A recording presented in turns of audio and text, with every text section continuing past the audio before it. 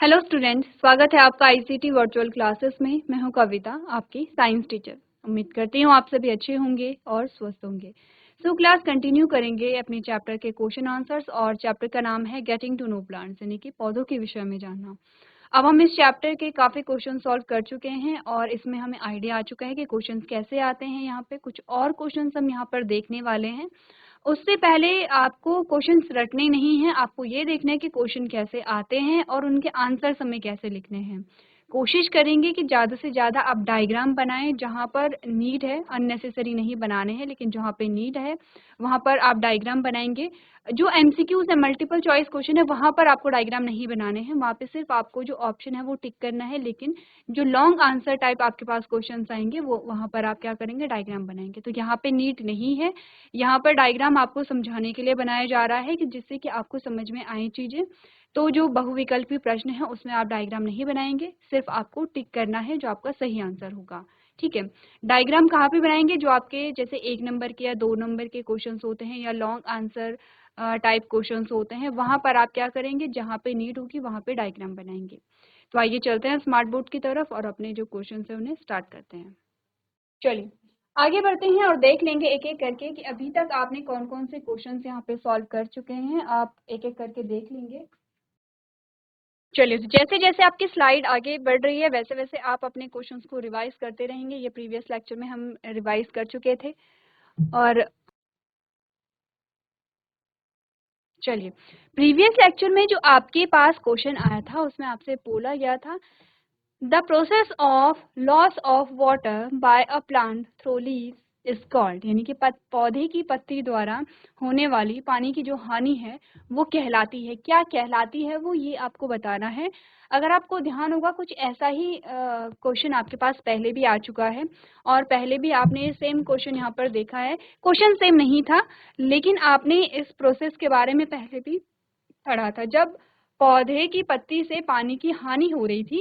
इस प्रक्रिया के बारे में आप पहले भी पढ़ चुके थे। अगर आप यहाँ पर आएंगे और अगर आप इस डायग्राम को देखेंगे तो यहाँ पर हमने दो प्रोसेस पढ़ी थी। फोटोसिंथेसिस हमने पढ़ा था, जिसे आप प्रकाश संश्लेषण कहते हैं, और ट्रांसपिरेशन आपने पढ़ा था, जिसे आप वाष्पोत्सर्जन कहते हैं। अगर आप ध्यान से देखेंगे तो यहाँ पर हमने कहा था कि पौधे की पत्ती से होने वाली पानी की जो हानि है, क्या कहते हैं उसे? उसे फोटोसिंथेसिस कहा था या उसे ट्रांसपिरेशन कहा था। एक बार इस डायग्राम को ध्यान से देखिए, उसके बाद हम क्वेश्चन पे आएंगे। क्वेश्चन को आप लोग देखेंगे और उसे सॉल्व करेंगे। आपको क्वेश्चन में सिर्फ अपना क्वेश्चन सॉल्व नहीं करना है, जो बाकी के और ऑप्शंस हैं उन्हें भी आपको सॉल्व करना है कि उनका मतलब क्या होता है। तो पहले तो डायग्राम को देखिए। डायग्राम में दो प्रोसेस आपको बताई जा रही हैं जो कि आप पहले पढ़ चुके हैं, जिसमें फोटोसिंथेसिस आपको दिखाई जा रही है और ट्रांसपिरेशन आपको दिखाया जा रहा है। ठीक है, आपको बताना ये है उसमें से एक प्रोसेस क्या है, पौधे की पत्ती से पानी की जो हानि होती है, यानी कि जब पौधे में पानी ज़्यादा हो जाता है, एक्स्ट्रा पानी हो जाता है, तो ये जो पानी है वो पौधे की पत्ती से भाप के रूप में निकल जाता है। ठीक है, कैसा भाप? जैसे आपने देखा होगा जब आप पानी को बॉईल करते हैं तो वैसे ही पौधे की पत्ती से पानी जो है वो वाष्प के रूप में निकलता है। ठीक है, और इस प्रक्रिया को क्या कहते हैं ये आपको बताना है। तो दो नाम हमारे पास आते हैं, फोटोसिंथेसिस और ट्रांसपिरेशन है। एक बार जल्दी से आप लोग रिवाइज कीजिए इस डायग्राम को।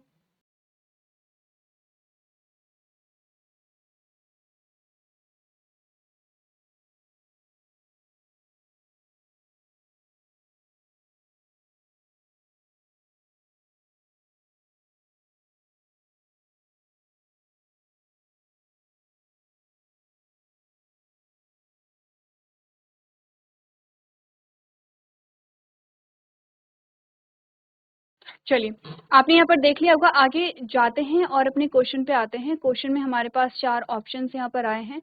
आपको उन चार ऑप्शंस में से बताना है कि पौधे की पत्ती द्वारा होने वाली जो पानी की हानि है उसे हम क्या कहते हैं? इवेपोरेशन कहते हैं, जिसे वाष्पोत्सर्जन कहते हैं। कंडेंसेशन कहते हैं, जिसे हम संघनन कहते हैं। फोटोसिंथेसिस, जिसे प्रकाश संश्लेषण कहते हैं। और ट्रांसपिरेशन, जिसे वाष्पोत्सर्जन कहते हैं। तो लिख लें इस सेम प्रोसेस को।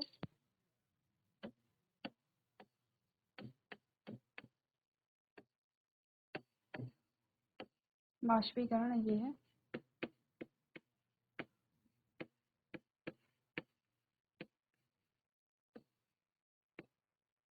वाष्पोत्सर्जन।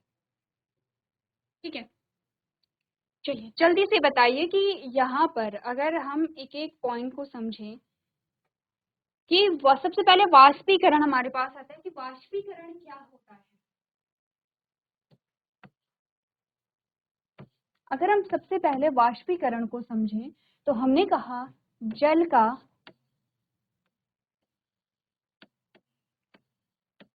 वाष्प के रूप में परिवर्तन।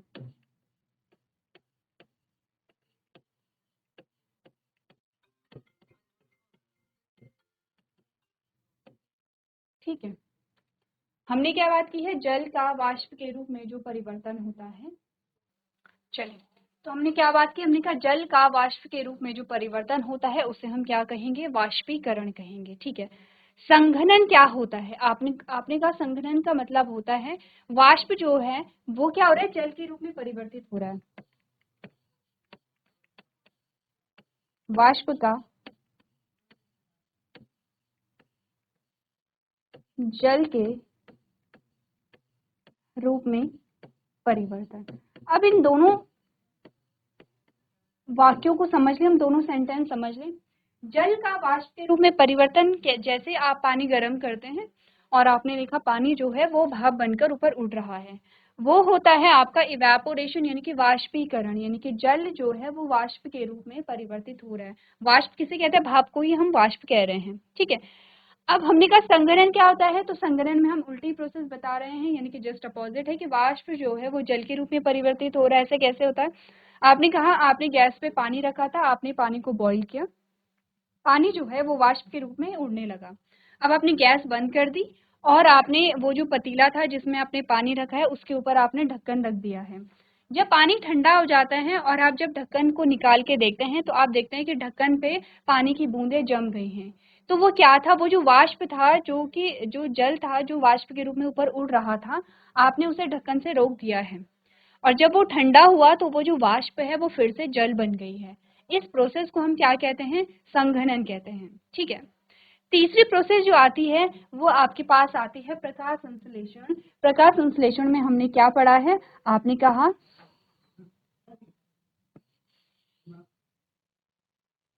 ये है पत्ती, इसमें क्या क्या होता है, आपने कहा इसमें हरित लवक है जिसे आप क्लोरोफिल कहते हैं, हरित लवक है। इसमें आपने कहा क्या है,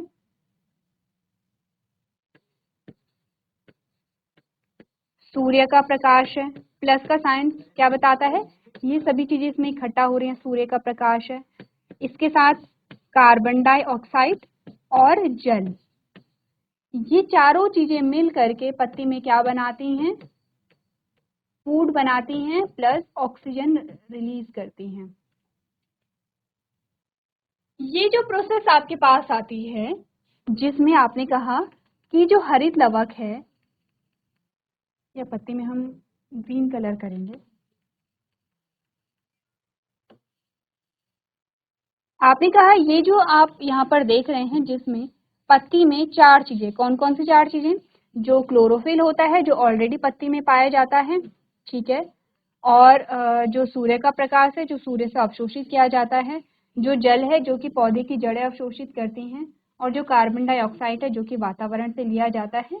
जब ये चारों चीजें इकट्ठा होती हैं तो ये पत्ती में क्या बनाती हैं, फूड को बनाती हैं, यानी कि भोजन का निर्माण करती हैं। ठीक है, और इसी प्रोसेस को हम क्या कहते हैं, यहाँ पर प्रकाश संश्लेषण कहते हैं। क्या है ये, कौन सी प्रोसेस है, ये प्रकाश संश्लेषण है, ये प्रकाश संश्लेषण है। तो वाष्पोत्सर्जन क्या हुआ, वाष्पोत्सर्जन को समझने के लिए अगेन आपको बनानी है एक लीफ, और इस लीफ में आपको बनाना है स्टोमेटा। स्टोमेटा जिसे आप क्या कहते हैं, रंध्र कहते हैं। ठीक है, इसे हम लिख दें स्टोमेटा यानी कि रंध्र। यहाँ पर क्या होता है, जो अतिरिक्त पानी है, जो अतिरिक्त पानी है वो क्या होता है, यहाँ पे इस स्टोमेटा से बाहर निकल जाता है, किस रूप में, गैसीय रूप में, गैसीय रूप में, यानी कि भाप के रूप में, ठीक है, G4 गैस होता है। इस प्रोसेस को हम क्या कहते हैं? वाष्पोत्सर्जन कहते हैं, ठीक है। इस प्रोसेस को हमने क्या बोला? वाष्पोत्सर्जन बोला। अब ध्यान से चारों चीजें पढ़िए और ये बताइए, आपको अपना आंसर तो मिल गया होगा। आंसर क्या है? आपने कहा पानी की हानि का मतलब होता है कि पौधे से पानी निकल रहा है, उसी को हम क्या कहते हैं यहाँ पे?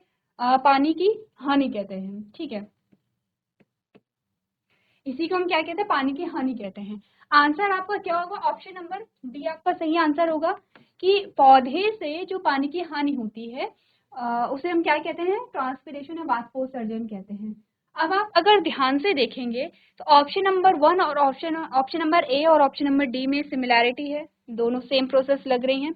दोनों में एक ही चीज हो रही है कि जो जल है वो वाष्प बन रहा है, पानी जो है वो भाप बन रहा है और पौधे से यहाँ पे निकल रहा है ट्रांसपिरेशन में।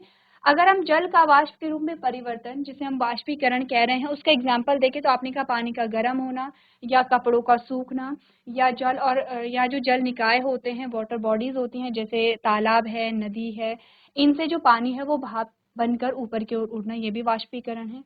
तो आपने कहा वाष्पोत्सर्जन में क्या अलग हो रहा है? फिर वाष्पोत्सर्जन में भी तो यही हम कह रहे हैं कि पानी जो है वो भाप बनकर पत्ती से उड़ जाता है, इसी को हम वाष्पोत्सर्जन कह रहे हैं। तो वाष्पोत्सर्जन और वाष्पीकरण दोनों में अंतर क्या है?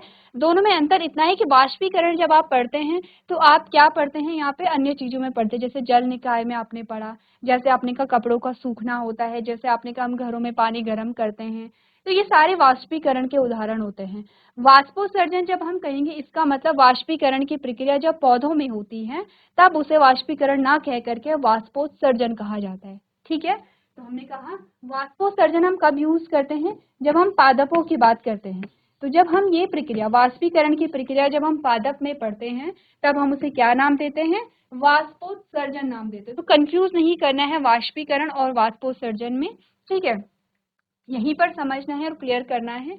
तो चलिए, और इसके अलावा हमने फोटोसिंथेसिस भी पढ़ा है कि फोटोसिंथेसिस क्या होती है। तो इस क्वेश्चन में आपका सिर्फ एक क्वेश्चन सॉल्व नहीं हुआ है, आपके 4 टॉपिक क्लियर हुए हैं कि वाष्पीकरण या इवेपोरेशन किसे कहते हैं, कंडेंसेशन या संघनन किसे कहते हैं, फोटोसिंथेसिस या प्रकाश संश्लेषण किसे कहते हैं, और ट्रांसपिरेशन या वाष्पोत्सर्जन किसे कहते हैं। तो आपको चारों चीजें, चारों की डेफिनेशन अपनी कॉपी में लिखनी है। अब जब आप क्वेश्चन आंसर सॉल्व कर रहे होंगे, जब आप अपना क्वेश्चन पेपर सॉल्व कर रहे होंगे, तब आपको यहाँ पे डिटेल में नहीं लिखना है, ये आप समझिए।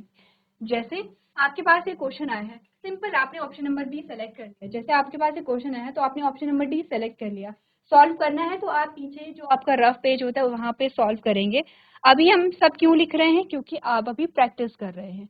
तो चारों जो हैं, वाष्पीकरण, संघनन, प्रकाश संश्लेषण और वाष्पोत्सर्जन, चारों की जो परिभाषा है, जो डेफिनेशन है, वो आप अपनी कॉपी में नोट कर लेंगे।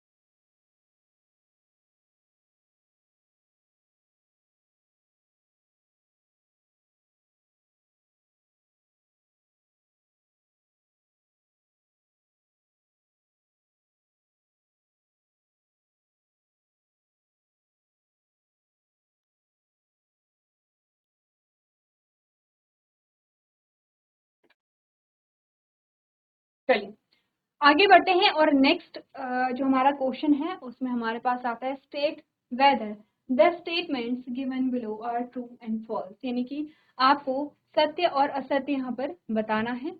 ठीक है,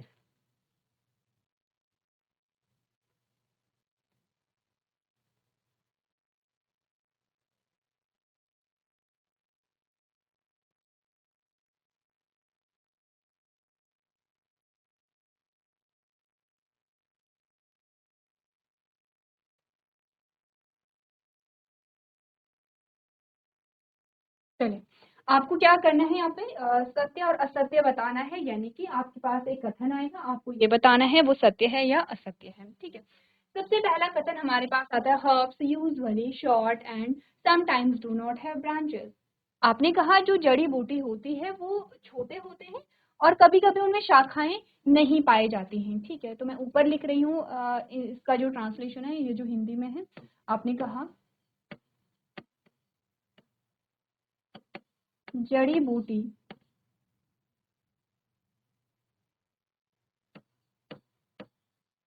आमतौर पर छोटे होते हैं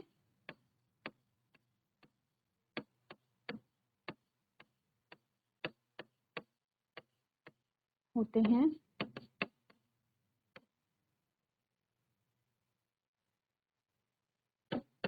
और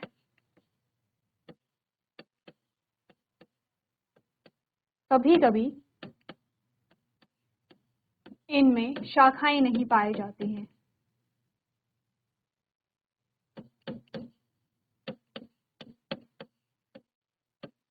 नहीं होती हैं। ठीक है, पहला जो आपका स्टेटमेंट है वो ये कहता है। दूसरे स्टेटमेंट पे आइए, आपने कहा in shrubs branches arise from the base of the stem. आपने कहा झाड़ियों में, इसका जो ट्रांसलेशन है वो यहाँ पर है,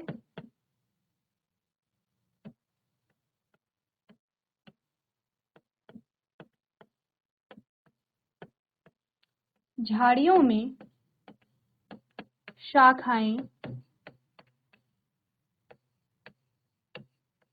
तने के आधार से निकलती हैं।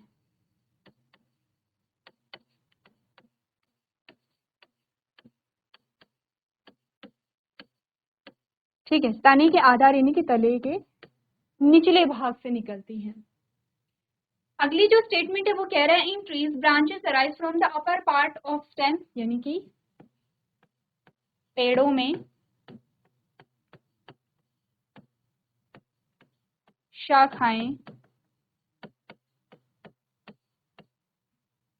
तने के ऊपरी भाग से निकलती हैं।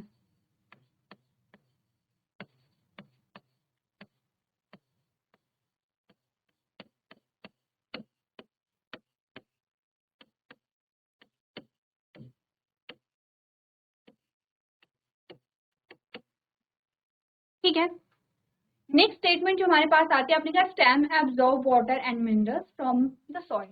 आपने कहा अगली जो स्टेटमेंट है वो कहता है कि तना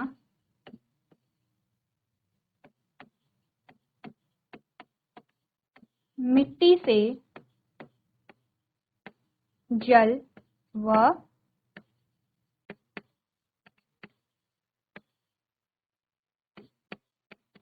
खनिजों का अवशोषण करता है।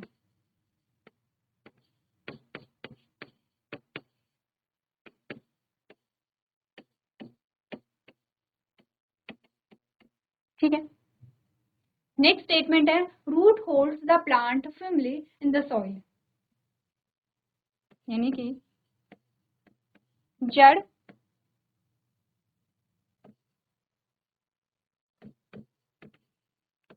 पौधे या पेड़ को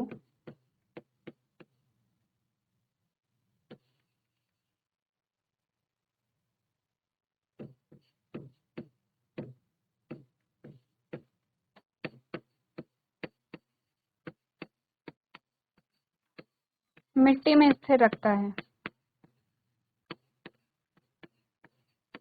या मिट्टी में स्थिर रखती है। क्लियर है? ये आपके आते हैं, ये आपके आते हैं कुछ स्टेटमेंट। जिनको आपको बताना है कि इनमें से कौन-सा सत्य है और कौन-सा असत्य है, ठीक है? एक बार पढ़ लीजिए, ये आपके लिए होमवर्क में है। आपको हिंदी और इंग्लिश दोनों में बताई गई हैं। नेक्स्ट जो हमारा लेक्चर होगा उसमें सबसे पहले आप इन क्वेश्चंस को सॉल्व करके यहाँ पर दिखाएँगे।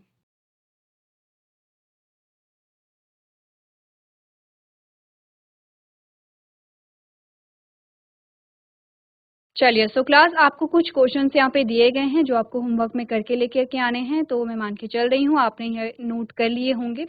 तो इन क्वेश्चंस को आप नेक्स्ट लेक्चर में यहाँ पे दिखाएँगे। तो आज के सेशन में हम इतना ही करेंगे। अभी तक क्लास में बने रहने के लिए आपका धन्यवाद।